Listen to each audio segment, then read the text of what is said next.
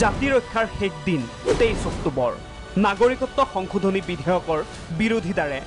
46 সংগঠনৰ বন্ধৰ আহ্বান স্থিতি স্পষ্ট কৰিলে অখিল গগৈয়ে কেন্দ্ৰীয় চৰকাৰ বিজেপি আৰু আৰএছএছৰ চৰকাৰে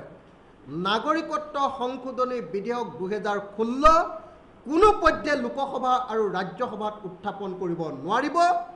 লোকসভা আৰু ৰাজ্যসভাত উত্থাপন কৰাৰ আগতে এই বিধেয়ক বাতিল কৰা বুলি ঘোষণা কৰিব লাগিব এই দাবীৰ কাৰণে আমি অহা 23 তাৰিখৰ সৰ্বাত্মক অসম বন্ধৰ কাৰ্যসূচী ঘোষণা কৰিছোঁ তথাকথিত বাঙালী সংগঠনৰ উচতনিত অসমৰ বাঙালীক ভুল নাযাবলৈ আহ্বান অখিল গগৈৰ আৰএছএছ আৰু বিজেপিৰ ষড়যন্ত্ৰত আৰু বিধায়ক শিলাদিত্যদেৱৰ নেতৃত্বত অসমত এক ভাতৃঘাতী সংঘৰ্ষৰ পৰিকল্পনা কৰা হৈছে বন্ধৰ সমৰ্থন কংগ্ৰেছৰ এই বন্ধটো আমি সমৰ্থন কৰিছোঁ কংগ্ৰেছ দলে আৰু আমি আমাৰ কংগ্ৰেছৰ সকলো কৰ্মী ৰাজ্যত য'ত যিমান আছে সকলোকে বন্ধৰ প্ৰতি পূৰ্ণ সমৰ্থন জনাবৰ কাৰণে আমি আহ্বান জনাইছোঁ আৰু অসমৰ ৰাইজকো আমি বন্ধ সফল কৰি তুলিবৰ কাৰণে আমি আহ্বান জনাইছোঁ বন্ধৰ সমৰ্থন জনালে এজেৱাইচিপি আৰু এআইইউডিএফেও গণসমাৱেশলৈ যিসকল মানুহ আহিব সেই গণসমাৱেশলৈ অহা মানুহবিলাক তেওঁলোকৰ পাৰ্টিৰ ফ্লেগ লগাই আহিলে আমাৰ যিসকল পিকেটাৰ থাকিব সেই পিকেটাৰসকলক তেওঁলোকৰ যথাস্থানত হ'ব লগা গণসমাৱেশখনলৈ যাবৰ কাৰণে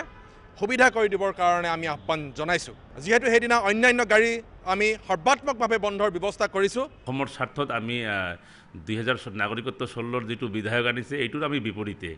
স্থিতি স্পষ্ট কৰিলে অগপই বাঙালী সমাৱেশক অনুমতি নিদিবলৈ চৰকাৰক আহ্বান প্ৰফুল্ল কুমাৰ মহন্তৰ সেইখনৰতো আমি বিৰোধিতা কৰিছোঁ আৰু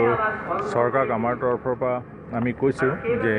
তেনেকুৱা সভাবিলাকে ৰাজ্যখনত অশান্তিৰ সৃষ্টি কৰাৰ সম্ভাৱনা আটাইতকৈ বেছি গতিকে তেনেকুৱা সভাবিলাকৰ ক্ষেত্ৰত চৰকাৰ কঠোৰ হোৱাটো উচিত এতিয়াই নহ'লে কেতিয়াও নহ'ব মনত ৰাখিব স্থলগিৰি ৰক্ষাৰ শেষ তাৰিখ 23 অক্টোবৰ শ্ৰদ্ধেয় ৰাইজ অহা 23 অক্টোবৰ মঙলবাৰে পুৱা 5 বজাৰ পৰা